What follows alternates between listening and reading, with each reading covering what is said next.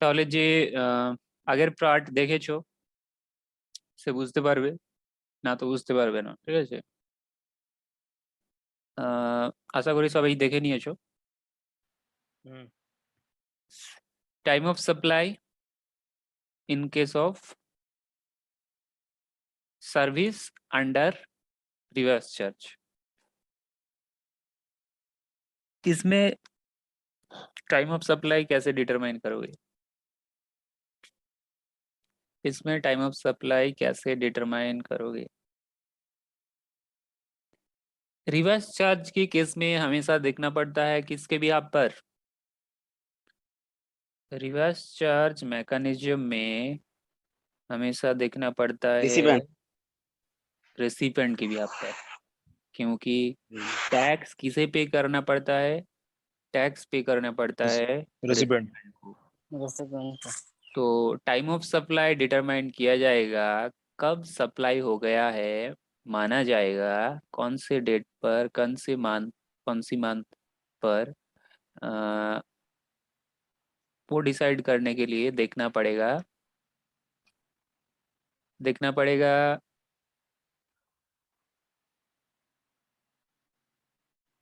Date of invoice क्या है। Date of invoice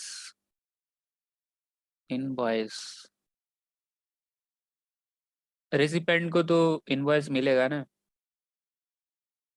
invoice में जो डेट लिखा है उस डेट के साथ कितना करना पड़ेगा, कितना जोड़ना पड़ेगा? 60 जोड़ दो।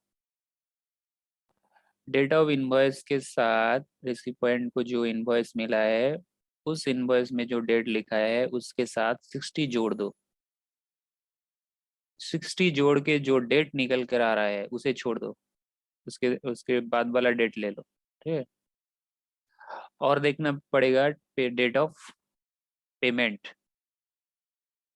कब पेमेंट किया गया है, रेसिपिएंट ने कब पेमेंट किया है वो देखना पड़ेगा, ठीक है।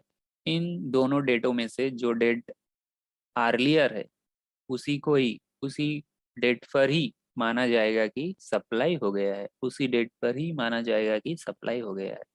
टाइम ऑफ सप्लाई उसी डेट पर ही होगा या फिर उसी मंथ में ही होगा। टाइम ऑफ सप्लाई माना जाएगा उसी मंथ में हो गया है, सप्लाई उसी मंथ में हो गया है। तो एग्जाम्पल देखते हैं। तो दो डेट लेना पड़ेगा, डेट ऑफ इनवॉइस के साथ रेसिपेंट को जो डेट इनवॉइस मिला है, रेसिपेंट को जो इनवॉइस मिला है उसके साथ 60 ऐड करके जो डेट निकल कर आ रहा है उसे छोड़ना पड़ेगा, उसके बाद वाला डेट लेना पड़ेगा और एक पेमेंट डेट लेना पड़ेगा, ठीक है, दोनों डेट। तो यहाँ पे देखो इनवॉइस कब इशू किया गया है। अच्छा यहाँ पे फैक्ट क्या है, देखो फैक्ट है कि डालमिया एंड कंपनी ये एक फार्म ऑफ एडवोकेट्स है। फार्म ऑफ एडवोकेट्स है, फार्म ऑफ एडवोकेट्स किससे सर्विस प्रोवाइड की है? प्रजा प्राप्ति प्राप्ति लिमिटेड को सर्विस प्रोवाइड किया है फार्म ऑफ एडवोकेट्स का एक फार्म। तो ये जो सर्विस है, जब एडवोकेट्स बिजनेस एंटिटी को सर्विस प्रोवाइड करते हैं, जब एडवोकेट्स या फिर फार्म ऑफ एडवोकेट्स या फिर firm of advocates, individual advocate और फार्म ऑफ एडवोकेट्स जब सर्विस प्रोवाइड करते हैं किसी बिजनेस एंटिटी को, उस सर्विस किस में कवर हो जाता है? रिवर्स चार्ज मैकेनिज्म में। ये बातें कहाँ पे लिखी है? ये लिखी है रिवर्स चार्ज मैकेनिज्म चैप्टर में, कि अगर एडवोकेट या फिर फार्म ऑफ एडवोकेट अगर सर्विस प्रोवाइड करते हैं रिवर्स किसी बिजनेस एंटिटी को, वो रिवर्स चार्ज मैकेनिज्म में वो सर्विस कवर हो जाते हैं। ये बात लिखी है रिवर्स चार्ज मैकेनिज्म चैप्टर में। तो इसीलिए ये जो सर्विस प्रोवाइड किया जा रहा है इसका टाइम ऑफ सप्लाई डिटरमाइन किया जाएगा रिवर्स चार्ज मैकेनिज्म में। फर्स्ट केस में देखना पड़ेगा कि फर्स्ट केस इस केस में देखो इनवॉइस का डेट क्या है,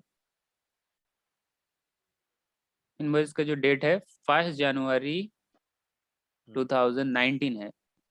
तो फर्स्ट डेट ऑफ इनवॉइस के साथ DOI, डेट ऑफ इनवॉइस के साथ जोड़ना पड़ेगा 60 डेज। तो 1 जनवरी 1 जनवरी 2000 फर्स्ट मार्च 1 जनवरी 2019 के साथ 19 60 डेज जोड़ दो, जोड़ के जो डेट निकल कर आया है उसे छोड़ के नेक्स्ट डे लेना पड़ेगा। तो आ रहा फर्स्ट है मार्च হচ্ছে 1 मार्च। জানুয়ারিতে তোমার 30 হচ্ছে, ফেব্রুয়ারিতে 1 মার্চ হচ্ছে,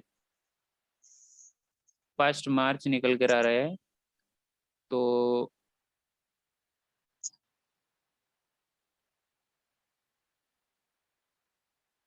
लेना पड़ेगा 2 मार्च। 60 ऐड करके जो डेट निकल कर आया है उसे छोड़ना पड़ेगा, नेक्स्ट डे लेना पड़ेगा, ठीक है।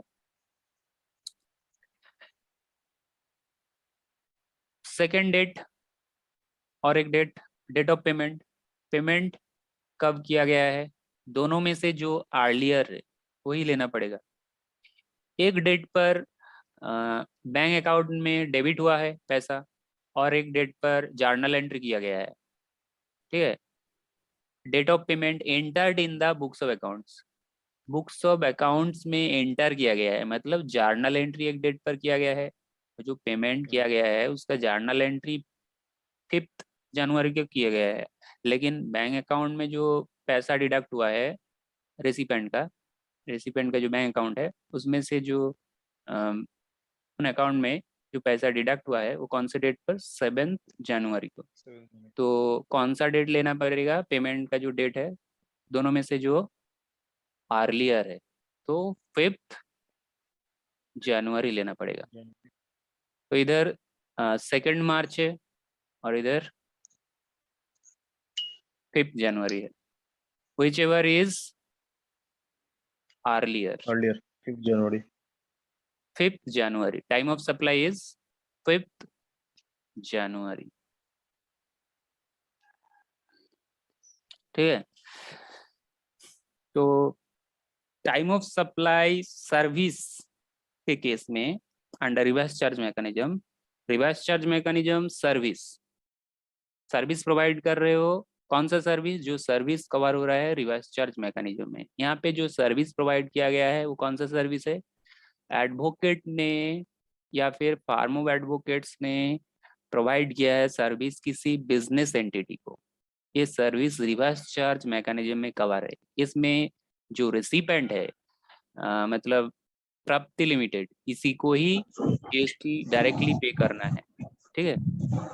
तो इसीलिए कर साउंड হচ্ছে इसीलिए देखना पड़ेगा इनवॉइस में जो डेट लिखा है उसके साथ 60 ऐड करके जो डेट निकल कर आया है उसे छोड़ के नेक्स्ट डे लेना पड़ेगा, ठीक है। और पेमेंट डेट देखना पड़ेगा, पेमेंट डेट कंसिडर करते वक्त देखना पड़ेगा कौन से डेट पर जर्नल एंट्री हुआ है और कौन से डेट पर बैंक अकाउंट से डेबिट हुआ है।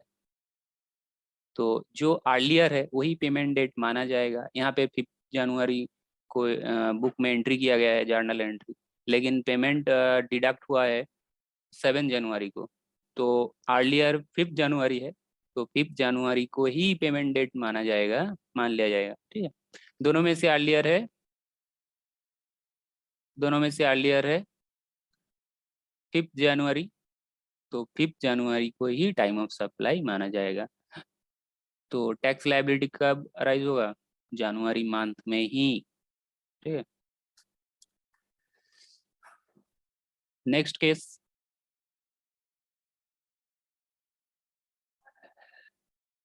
इसके साथ डेट ऑफ इनवॉइस है, इसके साथ जोड़ दो 60 डेज, 60 डेज जोड़ के जो डेट निकल कर आया है उसे छोड़ के नेक्स्ट डे 2 मार्च। अच्छा, ये दोनों में से जो डेट अर्लियर है उसे पेमेंट डेट मान लो। पेमेंट डेट कौन सा, ये दोनों में से जो अर्लियर है? एक ही तो आज 15 सेम, मार्च। 15 मार्च। तो टाइम ऑफ सप्लाई इन दोनों में 2 से मार्च। जो अर्लियर है 2 मार्च। 2 मार्च को ही माना जाएगा कि सप्लाई हो गया है। ठीक है, सप्लाई हो गया है।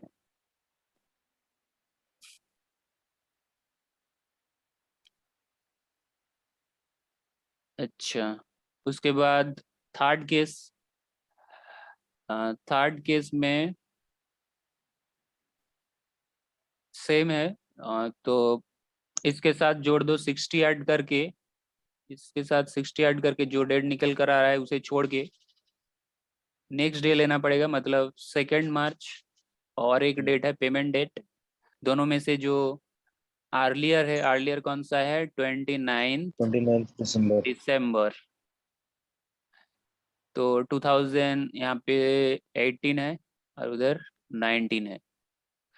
तो अर्लियर कौन सा है? 29 दिसंबर 2018। तो ये मान लिया जाएगा कि सप्लाई हो गया है कौन से मंथ पर? दिसंबर में ही सप्लाई हो गया है, मतलब जो टैक्स लायबिलिटी अराइज होगा वो दिसंबर मंथ का ही अराइज होगा। ठीक है, मार्च मंथ का नहीं। यू कैन नॉट से कि मैंने तो बिल किया है मार्च मंथ में, मैं जीएसटी पे करूंगा मार्च मंथ में। यू कैन नॉट से लाइक दिस।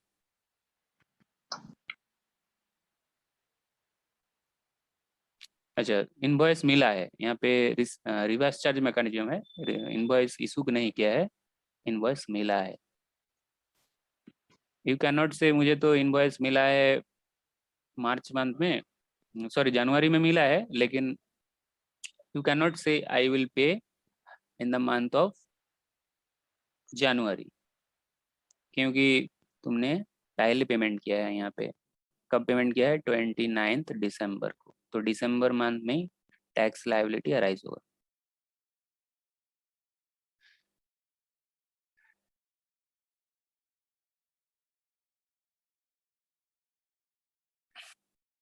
अच्छा, यहाँ पे जो चार्ट है ये इम्पोर्टेंट है, यहाँ पे समराइज करके बताया गया है। तो फर्स्ट जो चार्ट है ये है गुड्स, ये गुड्स फॉरवर्ड चार्ज है, गुड्स, और इधर है सर्विस, नहीं इधर सर्विस है। ये जो चार्ट है, this portion forward charge goods, this portion reverse charge goods, और this portion service forward charge, this portion service reverse charge.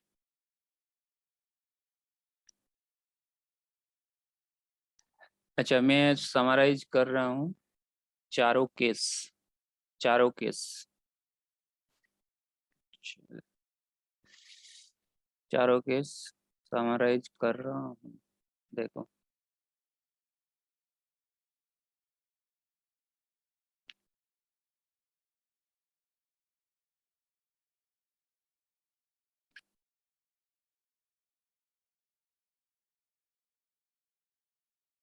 Goods forward charge के केस में, गुड्स फॉरवर्ड चार्ज के केस में टाइम ऑफ सप्लाई डिटरमाइन करने के लिए, goods forward charge, goods forward charge मतलब तुम जो टाइम ऑफ सप्लाई डिटरमाइन करोगे किसके भी आप पर डिटरमाइन करोगे?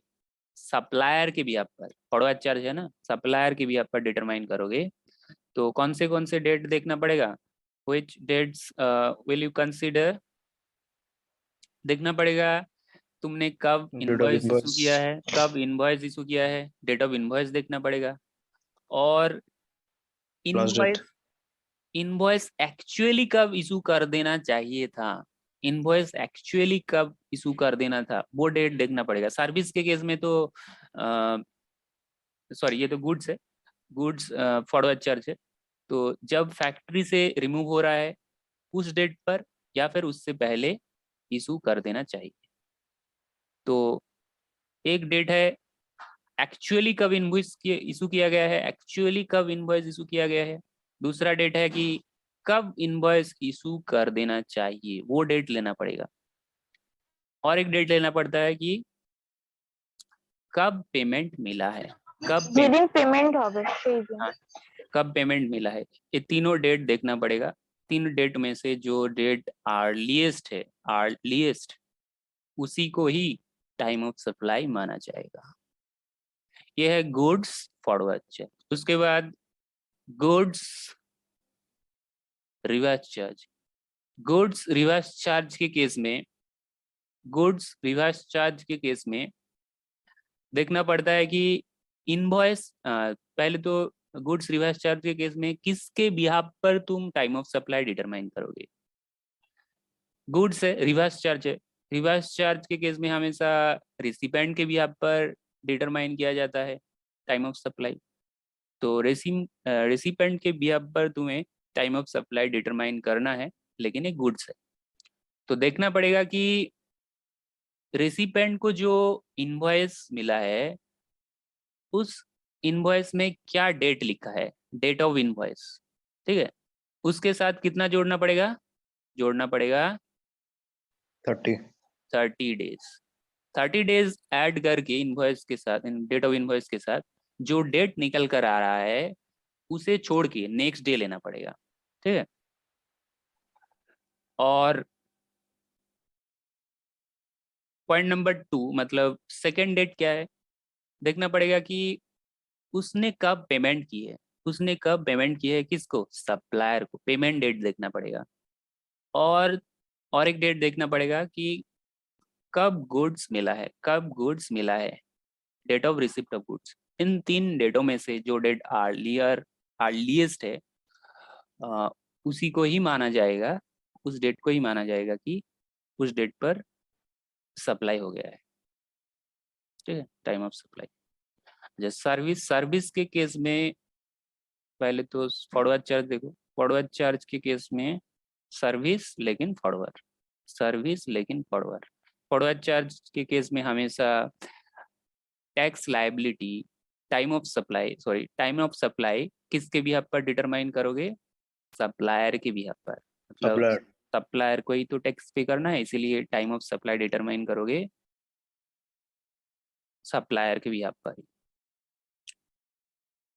सर्विस फॉरवर्ड चार्ज के केस में देखना पड़ेगा कि जो इनवॉइस इशू किया गया है, जो इनवॉइस सप्लायर ने इशू की है, वो क्या वो 30 डेज के अंदर अंदर इशू किया गया है। 30 डेज के अंदर मतलब जिस डेट पर उसने सर्विस प्रोवाइड की है उसके 30 डेज के अंदर क्या इनवॉइस इशू किया गया है। अगर 30 डेज के अंदर इनवॉइस इशू किया गया है, जिस डेट से सर्विस प्रोवाइड किया गया है उस डेट से देखना पड़ेगा। तो अगर यस है, मतलब 30 डेज के अंदर इनवॉइस इशू किया गया है, तो ये रूट लेना पड़ेगा। ये रूट में क्या लिखा है, अगर 30 डेज के अंदर इनवॉइस इशू किया गया है तो देखो इनवॉइस में क्या डेट लिखा है। तो इनवॉइस में क्या डेट लिखा है वो डेट लेना पड़ेगा। और पेमेंट कब मिला है वो डेट लेना पड़ेगा, ठीक है। 1, 2, अगर इनवॉइस सर्विस प्रोवाइड करने के बाद विद इन 30 डेज इशू किया गया है तो डेट ऑफ इनवॉइस लेना है, इनवॉइस में क्या डेट लिखा है वो देखना है, और कब पेमेंट मिला है वो डेट देखना है। दोनों डेटों में से जो डेट अर्लियर है उसी को ही टाइम ऑफ सप्लाई मान लिया जाएगा। अगर invoice with in 30 days issue नहीं किया गया है तो ये रूट लेना है। तो देखना पड़ेगा अगर invoice with in 30 days issue नहीं किया गया है कि तब देखना पड़ेगा कि कब सर्विस प्रोवाइड किया गया था। तब देखना पड़ेगा कि कब सर्विस प्रोवाइड किया गया था। वो service, date of provision of service, जिस डेट पर सर्विस प्रोवाइड किया गया था वो डेट कंसिडर करना पड़ेगा। और एक डेट कंसिडर करना पड़ेगा, कौन सा डेट, पेमेंट कब मिला है, ठीक है। अगर invoice with in 30 days service provide करने के बाद इशू नहीं किया गया है तो देखना पड़ेगा सर्विस कब प्रोवाइड किया गया था और पेमेंट कब मिला है। इन दोनों डेट में से जो डेट अर्लियर है उस डेट को ही मान लिया जाएगा कि उस डेट पर सप्लाई किया गया है, टाइम ऑफ सप्लाई मान लिया जाएगा। ठीक है, इसके बाद आ जाओ रिवर्स चार्ज। सर्विस के केस में reverse charge, service reverse charge. Service reverse charge के केस में देखना पड़ेगा, रिवर्स चार्ज है तो तुम टाइम ऑफ सप्लाई डिटरमाइन करोगे किसके बिहाफ पर, रेसिपेंट के बिहाफ पर। रेसिपेंट को ही तो पे करना है जीएसटी गवर्नमेंट को, इसीलिए कब पे करना है टाइम ऑफ सप्लाई डिटरमाइन करना है, इसीलिए रेसिपेंट के बिहाफ पर देखो।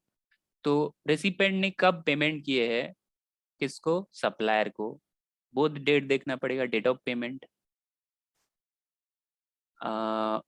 और डेट ऑफ पेमेंट देखते वक्त तुम्हें ये याद रखना पड़ेगा कि एंट्री कब हुई है एंड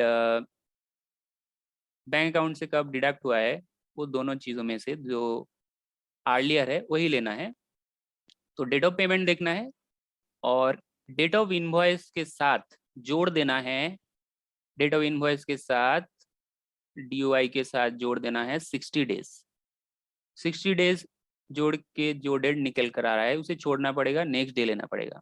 ठीक है, तो डेट ऑफ इनवॉइस के साथ रेसिपेंट को जो इनवॉइस मिला है उस इनवॉइस के साथ 60 डेज ऐड कर दो, जो डेट निकल कर रहा है उसे छोड़ दो, नेक्स्ट डे ले लो। ठीक है, ये जो डेट निकल कर आएगा और डेट ऑफ पेमेंट, इन दोनों डेटों में से जो अर्लियर है उस डेट को ही मान लिया जाएगा कि उस डेट पर सप्लाई हो गया है। ठीक है, तो उसी मंथ में टैक्स लायबिलिटी अराइज होगा तो टैक्स पे करना पड़ेगा उसी मंथ में ही। यू कैन नॉट से मुझे कि मुझे तो पेमेंट बाद में मिला है, मैंने तो पेमेंट बाद में किया है, इनवॉइस बाद में मिला है, यू कैन नॉट से like this.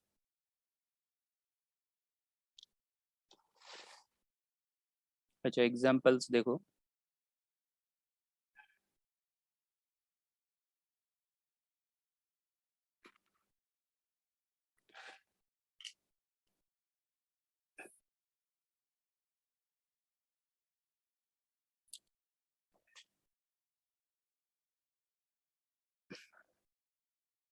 Time of supply determine करना है तो आंसर बोलो, टाइम ऑफ सप्लाई का आंसर কে বলতে পারবে প্রথমে?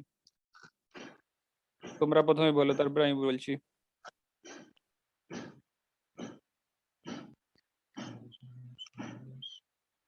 आंसर दो।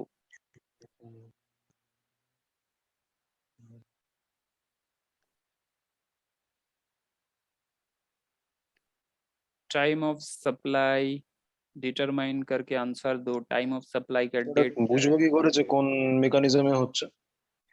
the question is silent. If the question is silent, you have to assume that it is always forward charge. বুঝতে পারলে?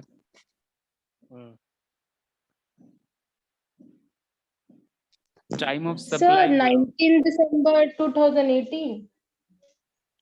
19th according to Kiran, 19th December 2018। अच्छा, किरण बोलो।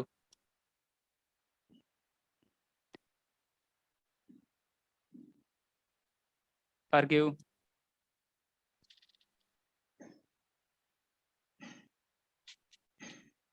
19 ডিসেম্বরই হবে। 19 दिसंबर ही। अच्छा, फर्स्ट ऑफ ऑल ये सर्विस है, सर्विस है, प्रोविजन ऑफ सर्विस का केस है, लेकिन 30 फॉरवर्ड है দিন कि চুপ করলে তো रिवर्स স্যার है, ইয়ে হয়ে যাবে। फॉरवर्ड है कि रिवर्स है, क्वेश्चन साइलेंट है, you have to assume that it is the case of forward charge. Service forward charge में जो रूल लिखा है वही देखना पड़ेगा। सर्विस फॉरवर्ड चार्ज में क्या रूल लिखा है, फर्स्ट डेट कौन सा डेट लेना है, डेट ऑफ इनवॉइस और रिसीव द पेमेंट है वैसा, सप्लायर रिसीव द पेमेंट।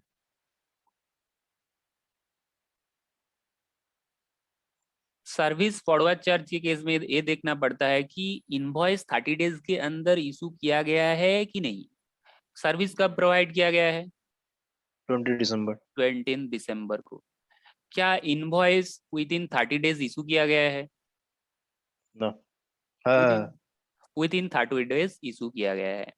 तो उस केस में अगर सर्विस प्रोवाइड करने के बाद इनवॉइस इशू किया जाता है with in 30 days, with in 30 days, तो कौन सा रूट लेना पड़ता है? প্রথমটা ওই আর্লিয়ার অফ हाँ, ডেট অফ ये रूट लेना पड़ता है, ইনভয়েস और ये रूट। इसमें क्या लिखा है? डेट ऑफ इनवॉइस ले लो, डेट ऑफ इनवॉइस ले लो और पेमेंट कब मिला है वो देखो। डेट ऑफ इनवॉइस ले लो, date of invoice DOI। Date of invoice क्या है? इनवॉइस 20 दिसंबर, ये डेट लेना है। और एक डेट लेना है पेमेंट डेट। पेमेंट डेट लेते वक्त देखना पड़ेगा कि कब बुक में एंट्री हुई है और कब बैंक अकाउंट से डिडक्ट किया गया है। ठीक है, दोनों में से जो अर्लियर है वही पेमेंट डेट मान लिया जाएगा। कौन सा अर्लियर है? 19 दिसंबर। 19 दिसंबर। डेट ऑफ पेमेंट तो 19 दिसंबर। तो इन दोनों डेट में से कौन सा अर्लियर है? अर्लियर है 19 दिसंबर 2018। ठीक है, किरण का आंसर सही है। ठीक है, के बुझते पाल लेना बोलो, के बुझते पाल लेना बोलो।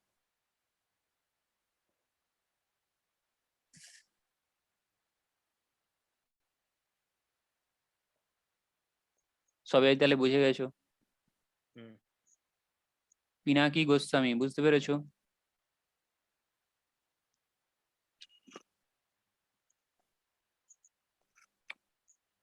হ্যাঁ স্যার বুঝতে পেরেছি, কিন্তু স্যার আমি গোস্বামী নই। পিনাকি তো ঠিক আছে। হ্যাঁ স্যার, আপনি ওই জন্যই তো গোস্বামী বললেন যখন, ওই জন্য সাড়া দিইনি আমি।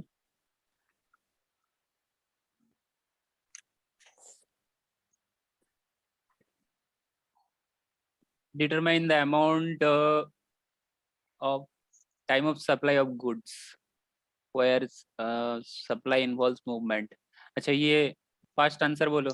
अच्छा ये तो স্যার ডেলিভারি অফ গুডস কি করে স্যার 16/11 হতে পারে যদি রিমুভাল অফ গুডস যদি 18/11 হয়? determine the time of supply where supply involves movement of goods, date of payment।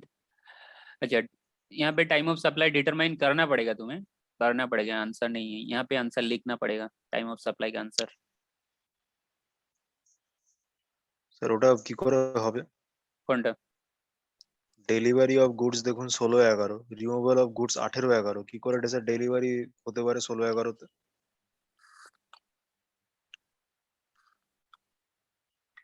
Removal of goods, delivery goods. अच्छा ये गलत है क्वेश्चन में। अच्छा फास्ट केस छोड़ दो, फास्ट केस छोड़ दो।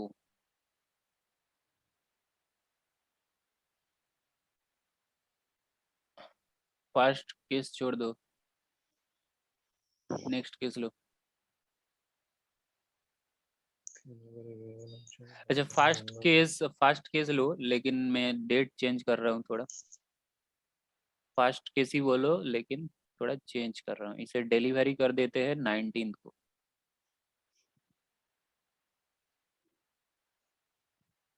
ठीक है, बोलो। Time of supply in case তাহলে তো 12/11 হবে। 12/11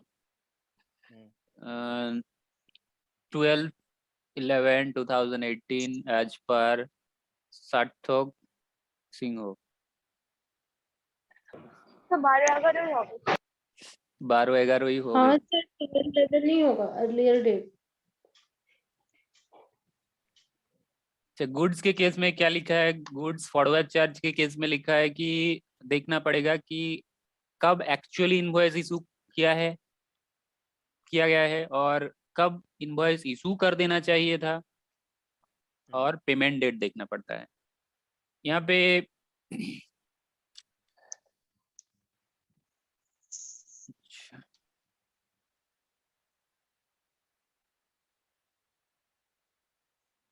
फर्स्ट ऑफ ऑल कि देखना पड़ता है कब एक्चुअली इनवॉइस इशू किया गया है। कब एक्चुअली इनवॉइस इशू किया गया है? 12/11/2018। सेकंड देखना पड़ता है कि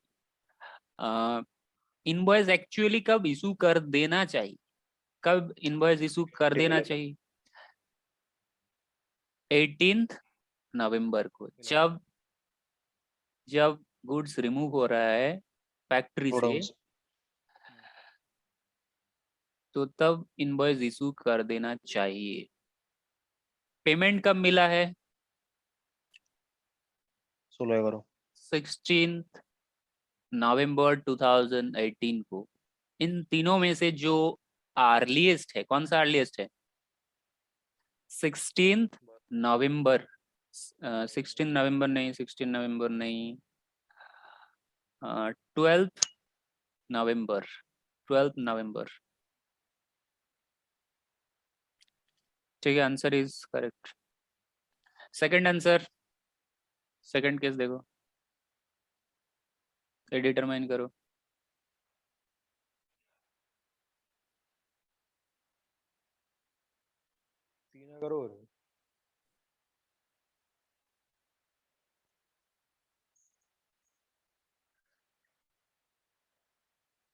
आंसर बोलो। 3 यस सर, 3/11/2018 होगा। 3/11/2018। अच्छा, केस 1 तो देखना पड़ेगा कि एक्चुअली कब इनवॉइस इशू किया गया है। एक्चुअली इनवॉइस इशू किया गया है इस डेट पर, 12/11। लेकिन एक्चुअली इनवॉइस कर देना चाहिए 3 नवंबर को। 3/11। ठीक है, और पेमेंट ये तो इंटर स्टॉक ट्रांसफर है, दूसरे स्टेट पर ट्रांसफर किया जा रहा है, दूसरे ब्रांच में, तो इसमें तो पेमेंट का डेट नहीं रहेगा, नील। तो इन दोनों में से जो अर्लियर है, ठीक है, आंसर इज 3 नवंबर।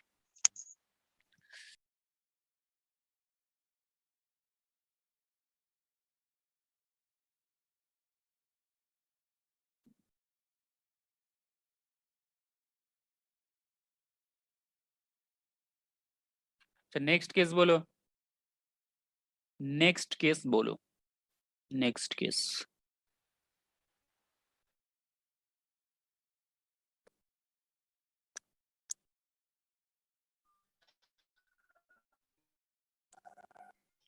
सर यहाँ पे जो रिमार्क दिया है उसका क्या यूज है? रिमार्क मतलब ये जो ट्रांजेक्शन हुई है, ये ट्रांजेक्शन किस चीज की है? यहाँ पे सेल है इसीलिए डैश, यहाँ पे जो ट्रांजेक्शन हुआ है ये इंटर स्टॉक ट्रांसफर है, इसीलिए तो पेमेंट नहीं है ना। ठीक है, इसीलिए तो पेमेंट नहीं है। और नेक्स्ट जो है ये बोल रहा है कि एडवांस मिला है, ये जो पेमेंट मिला है, पेमेंट ये एडवांस का केस है, एडवांस। अच्छा, यहाँ पे देखो सर गुड्स एडवांस तो हम लोग इग्नोर करते हैं ना। इग्नोर करते हैं। हाँ, तो आंसर बोलो, तुम्हारा आंसर बोलो। एक आंसर सेकंड सर। 22 करो। 22/11/18 नहीं है तुम्हारा आंसर। अच्छा, विभास घोष, सर तुम्ही बोलते बच्चों ना का नाम? 3/12। 3/8 3/12/2018। 3/12 नहीं सर, 2000। ये रॉन्ग है।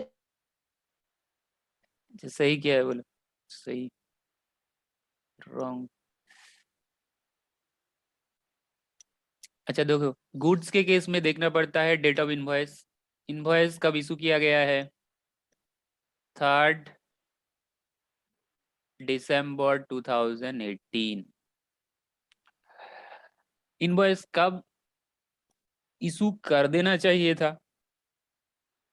22/11।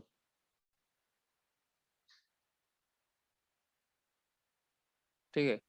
पेमेंट कब मिला है? पेमेंट दोनों डेट में 22/11। से, दोनों डेट में से जो अर्लियर है उसी को ही लेना पड़ेगा।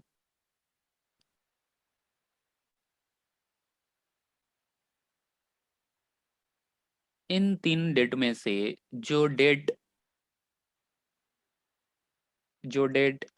अर्लीस्ट है उसी को ही लेना पड़ता है टाइम ऑफ सप्लाई डिटरमाइन करने के लिए।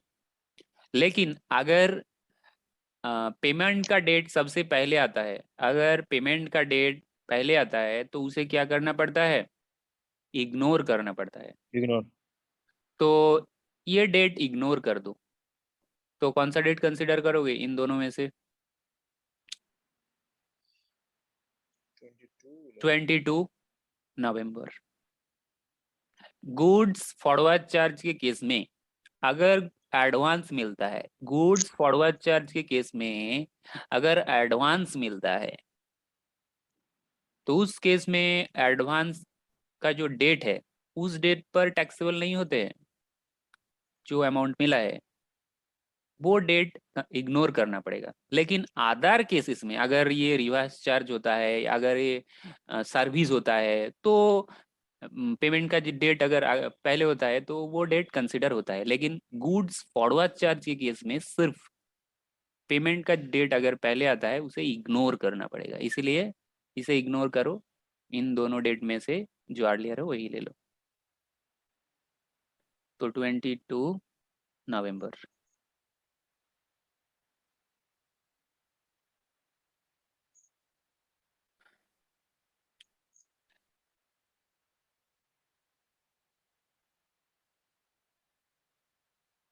अच्छा, यहाँ पे जो रिमेनिंग अमाउंट कितना है? रिमेनिंग अमाउंट कितना है? 12 लाख है। रिमेनिंग अमाउंट 12 लाख है। क्या 12 लाख के ऊपर जो तुम टैक्स दोगे, 12 लाख के ऊपर जो 12 मतलब टोटल कितना आ रहा है? टोटल कितना अमाउंट का goods of rupees, how much amount has been supplied? 22 lakh. Total goods जो सप्लाई किया गया है उसका वैल्यू कितना है? उसका वैल्यू है 22 लाख। 22 पहले लाख। 10 लाख पेमेंट किया गया है, बाद में 12 लाख। लेकिन यहाँ पे जो डिटरमाइनिंग फैक्टर निकल कर आ रहा है वो कौन सा निकल के आ रहा है? Date on which invoice. ये जो डेट निकल कर आया है वो कौन सा डेट है? जिस डेट पर एक्चुअली इनवॉइस इशू कर देना चाहिए। चाहिए था। Invoice should have been issued.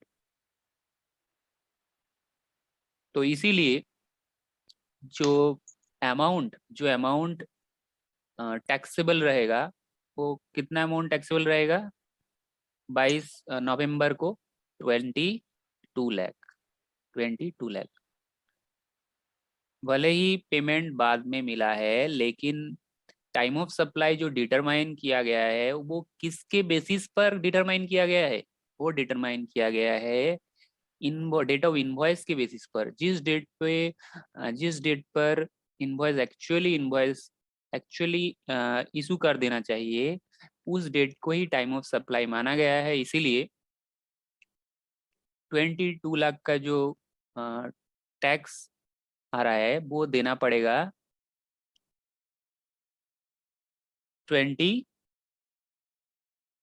नवंबर को ही।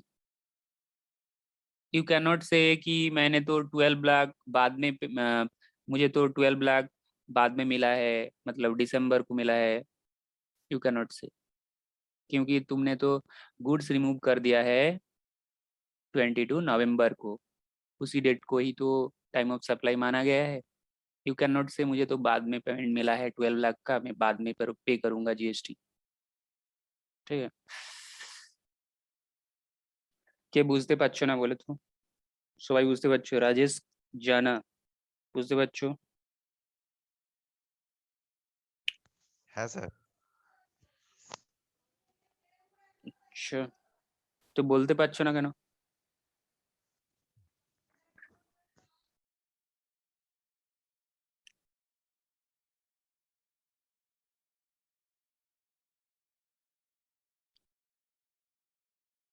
From the following information, determine time of supply goods where supply does not involve movement of goods. यहाँ पे time of supply of goods determine करना है। टाइम ऑफ सप्लाई किसका determine करना है? Of goods, goods का determine करना है, लेकिन यहाँ पे सप्लाई इन्वॉल्व नहीं है। यहाँ पे क्या इन्वॉल्व है? डिलीवरी इन्वॉल्व है, डिलीवरी इन्वॉल्व है।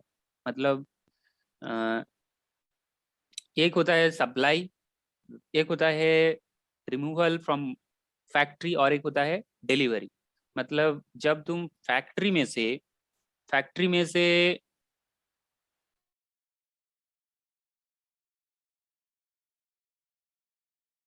रिमूव कर रहे हो, फैक्ट्री में से किससे रिमूव कर रहे हो? ट्रांसपोर्टेशन सिस्टम से। सपोज यहाँ पे लॉरी है, लॉरी में लोड करके गुड्स भेज रहे हो, वो है रिमूवल, फैक्ट्री से रिमूव करना। लेकिन जब तुम किसी को डिलीवरी दे रहे हो, डिलीवरी मतलब यहाँ पे दुकान है, कस्टमर ने आया है, यहाँ पे कस्टमर है, दुकान से आया, दुकान में आया है और बोल रहा है कि मुझे ये गुड्स चाहिए, वो गुड्स चाहिए, ये है डिलीवरी।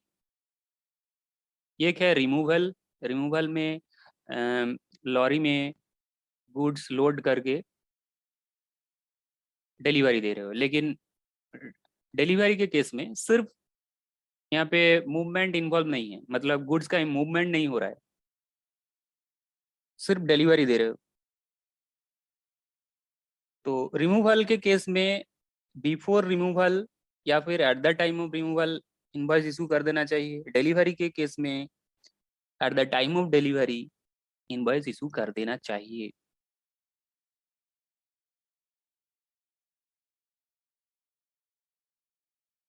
तो यहाँ पे जो केस है वो रिमूवल का केस नहीं है, ये डिलीवरी केस है, केस ऑफ डिलीवरी। अच्छा देखो, point 1, point 2, point 3, time of supply determine करके बोलो, टाइम ऑफ सप्लाई डिटरमाइन करके बोलो। 12-11 12-11 12-11 2018। अच्छा, चेक कर लेते हैं कि एक्चुअली कब इनवॉइस इशू किया गया है? 12/11/2018। लेकिन एक्चुअली इनवॉइस इशू कर देना चाहिए कब? डिलीवरी के केस में, डिलीवरी के केस में ऑन और बिफोर द डिलीवरी। डिलीवरी के केस में ऑन और बिफोर द डिलीवरी, मतलब रेसिपेंट के कब अवेलेबल करवाया गया, कब गुड्स रेसिपेंट को अवेलेबल करवाया गया? 18 दिसंबर, 18 नवंबर को। तो डिलीवरी 18 नवंबर को हुआ है, तो इनवॉइस इशू कर देना चाहिए 18 नवंबर को ही। ठीक है। अच्छा, और एक date, payment date, payment date तो लिखा है। तो इन 3 डेटों में से कौन सा अर्लियर है, सॉरी अर्लीस्ट है? 12। Answer is correct. अच्छा, नेक्स्ट के बोलबे? पिना की बोलो, पिना की। তারপরে তো अच्छा কি বলতে চাইছো सर বলো। 3rd नवंबर। 3 नवंबर। 3/11 हाँ 3rd नवंबर। अच्छा देखते हैं एनालाइज करके।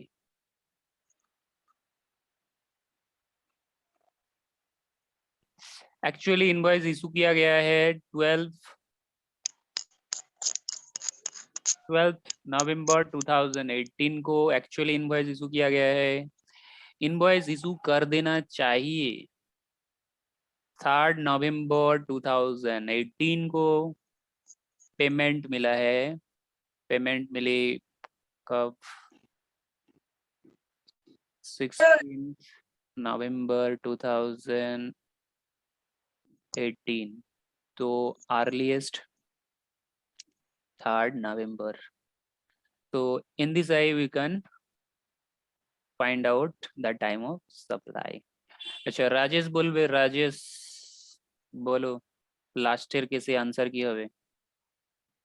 Rajesh 22 Yes, Rakesh sir. 22 November. 22 November.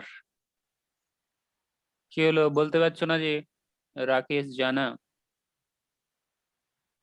हाँ सर হ্যাঁ স্যার বললে হবে, হ্যাঁ স্যার না স্যার, কাজের কাজ তো কিছুই হচ্ছে না।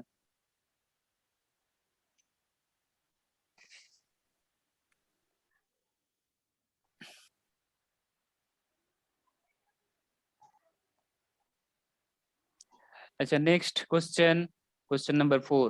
From the following information, determine the time of supply of machine to be installed in at buyer's factory. To be installed at buyer's factory. Machinery install करना है।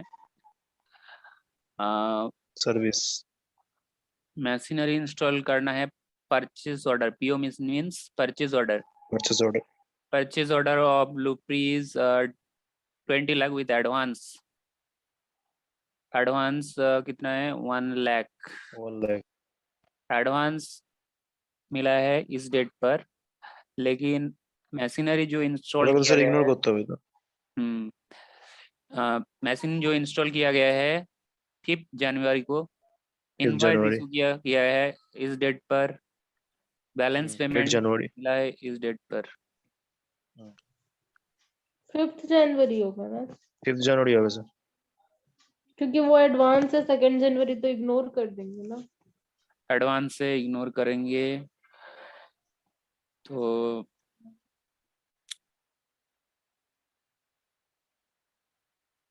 कब इनवॉइस इशू कर देना ना सर, चाहिए? 8 জানুয়ারি হবে স্যার। क्या ना? पहले बोलो 5th तो ये जनवरी কারণ কি होगा 30 सर। দিনের মধ্যে पहले 30 बोलो দিনের ये মধ্যেই তো सप्लाई ইয়ে करा হয়েছে सप्लाई ऑफ गुड्स है कि सप्लाई ऑफ सर्विस है? पहले डिटरमाइन सर्विस सर्विस तो सप्लाई ऑफ सर्विस। सर्विस क्यों? 20 लाख क्या सिर्फ इंस्टॉल करने के सप्लाई लिए? Machine to purchase be order क्यों है? इंस्टॉल्ड गुड्स है फिर। Supply supply supply supply of goods है। गुड्स तो गुड्स सप्लाई ऑफ गुड्स के केस में তাহলে देखना पड़ता है कि डेट ऑफ एक्चुअल इनवॉइस क्या है, डेट ऑफ इनवॉइस क्या है वो देखना पड़ता है। एक्चुअली कब इनवॉइस इशू किया गया है, कब? 18 जनवरी को। और देखना पड़ता है कि कब एक्चुअली इनवॉइस इशू कर देना चाहिए। एक्चुअली कब इंस्टॉल हो गया है? 5 जनवरी अच्छा, तो 5 जनवरी को इंस्टॉल हो गया है, मतलब उसी डेट पर ही इनवॉइस इशू कर देना चाहिए था। इनवॉइस कब इशू कर देना चाहिए? जिस डेट पर तुमने गुड्स सप्लाई कर दिया है या फिर फैक्ट्री से रिमूव हो गया है या फिर कस्टमर को अवेलेबल करवाए हैं उस डेट पर। मतलब मशीनरी तो इंस्टॉल्ड हो गया है 5 जनवरी में, तो उसी डेट पर इनवॉइस इशू कर देना चाहिए था। तो invoice should have been issued, invoice should have been issued, वो है 5 जनवरी। पेमेंट कब मिली? 10th। तो अर्लीएस्ट कौन सा है? 5th আমি অ্যাকচুয়ালি স্যার ওটা সার্ভিস ভেবেছিলাম এখানে তো জাস্ট কি ইনস্টল করে দিচ্ছে না, মেশিনও দিচ্ছে, মেশিনারি দিয়ে ইনস্টল করাচ্ছে, মানে actually sale of machine with installation, sale of machine with installation.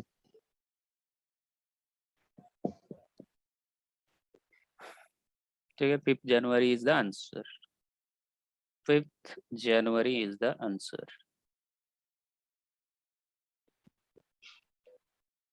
इसी के साथ साथ चैप्टर होता है complete, time of supply chapter complete. ठीक है।